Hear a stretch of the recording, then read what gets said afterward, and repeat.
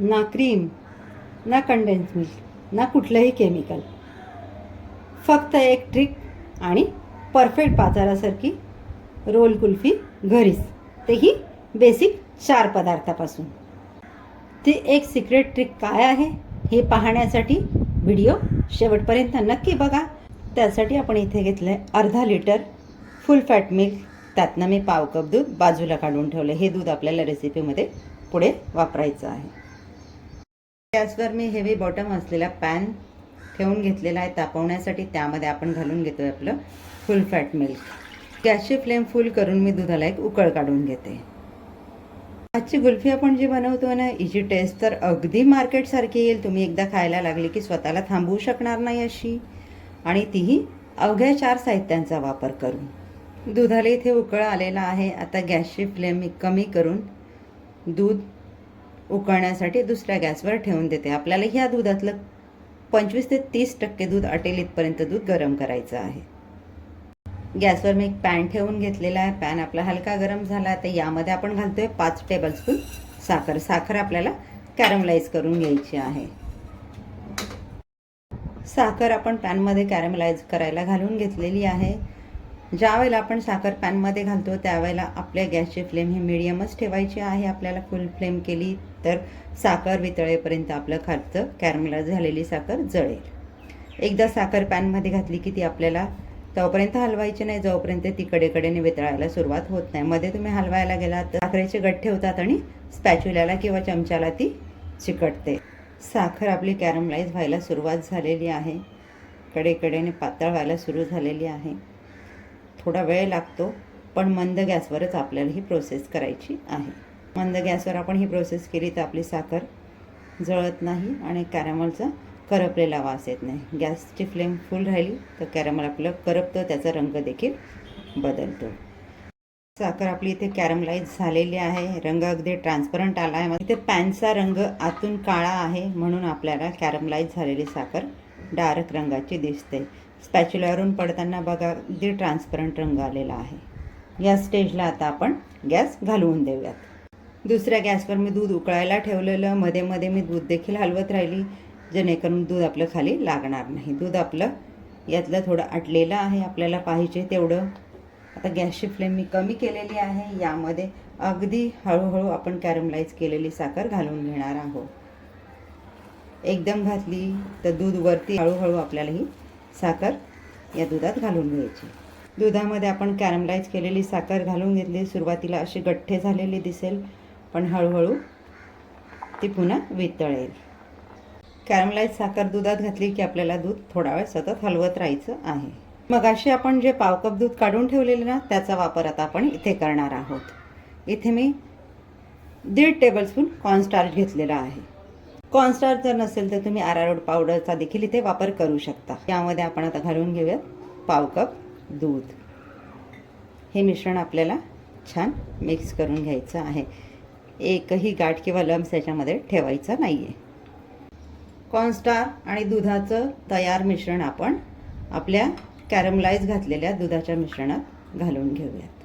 हे सर्व मिश्रण पुन्हा आपल्याला 2 ते 3 मिनटं मंद गॅसवर आटवून घ्यायचं आहे. मिश्रण आपलं इथे छान मिक्स झालेलं आहे. अगदी रबडीचं टेक्स्चर असतं ना, तसं याला आलेलं आहे. ज्या वेळेला आपण कॉर्नस्टार्च आणि दूध मिक्स केलेलं घातलं तर आपल्याला मिश्रण सतत हलवत राहायचं आहे. ते मिश्रण घालूनही आपले 2 ते 3 मिनटं होत आलेले आहेत. आपल्याला हवं तितकं मिश्रण घट्ट झालेलं आहे. आता या स्टेजला मी गॅस घालवून देते आणि हे गार करायला ठेवून देते. कुल्फीसाठी लागणारा मावा देखील आपण घरीच बनवून घेणार आहोत. त्यासाठी मी घेतले मेजरिंग कप प्रमाणे अर्धा कप मिल्क पावडर आणि त्यामध्ये आपण घालून घेतोय पाव कप दूध. हे छान आपल्याला मिक्स करून घ्यायचं आहे. यामध्ये एकही गाठ राहणार नाही याची काळजी घ्यायची. गॅसवर मी एक पॅन ठेवला आहे गरम करायला. त्यामध्ये 1 चमचा साजूक तूप घालून घेते. यामध्ये आपण आपलं तयार मिल्क पावडर आणि दुधाचं मिश्रण घालून घेऊया. गॅसची फ्लेम कमी ठेवून याचा छान गोळा होईपर्यंत आपल्याला हे हलवत राहायचं आहे. मिश्रण कडेकडेने पॅन सोडायला लागला, त्याचा गोळा तयार झाला की समजायचं आपला मावा इथे रेडी झालेला आहे.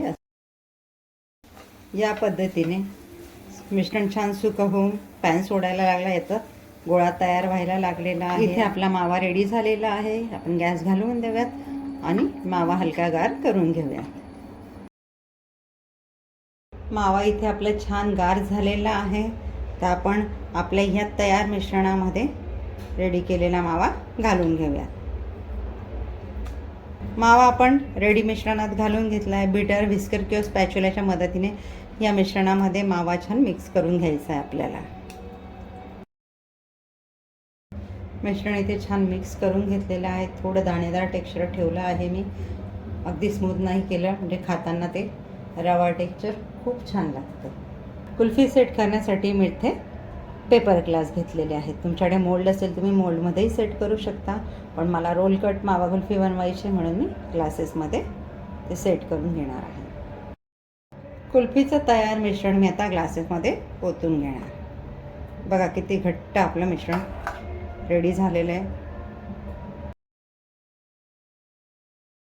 तयार केलेल्या मिश्रणात आपले 3 ग्लास रेडी झालेले आहे. आता यावर मी फॉईल पेपर पॅक करून घेते, म्हणजे आपल्याला फ्रीझरमध्ये ठेवताना त्यामध्ये पाण्याचा थेंब जराही जाणार नाही. या पद्धतीने मी याला पॅक करून घेते. तुमच्याकडे फॉईल पेपर नसेल, तुम्ही प्लॅस्टिकची पिशवी लावत असाल, त्याला वरून रबर लावलं तरी देखील चालेल. हेही ग्लास आपण याच पद्धतीने पॅक करून घेऊया. 3ही ग्लास आपले फॉईल पेपरने छान पॅकिंग करून झालेले आहे. आता कुल्फी सेट होण्यासाठी हे डीप फ्रीझरला जातील एक 7 ते 8 तास. कुल्फी आपण छान 6 ते 7 तास फ्रीझरला सेट करून घेतली. बघूयात आपण आपली कुल्फी झाली तरी कशी आहे ते. फॉईल पेपर काढून घेऊयात. किती छान आपली सेट झालेली आहे. आता आपल्याला ही ग्लासेसमधून बाहेर काढायची आहे. आपण पेपर ग्लास घेतलेत. ग्लास आपण डिरेक्ट कापून घेणार आणि या पद्धतीने कुल्फी रोल आपण बाहेर काढून घेऊयात. या पद्धतीने आपण आपले कुल्फी रोल बाहेर काढून घेतलेत. आता घेऊयात आपण आपले रोल कट करायला. त्यासाठी आपण या पद्धतीने सुरी ठेवली, ती दोन्ही बाजूने प्रेस करत आपल्याला रोल कट करून घ्यायचा आहे. दोन्ही बाजूने सेम प्रेशर द्यायचं आहे, म्हणजे कुल्फीचे रोल आपले अगदी छान कट होतील. या पद्धतीने उर्वरित देखील मी याच पद्धतीने कट करून घेते. रेडी झाली आहे आपली, अगदी बाजारात मिळते त्या पद्धतीने परफेक्ट अशी मावा रोल कुल्फी, तीही घरच्या बेसिक साहित्यात, फक्त एक छोटीशी ट्रिक वापरून. तुम्ही एकदा नक्की ट्राय करा, तुम्हालाही आवडेल. एकदा बनवली की तुम्हीही खातच राहाल.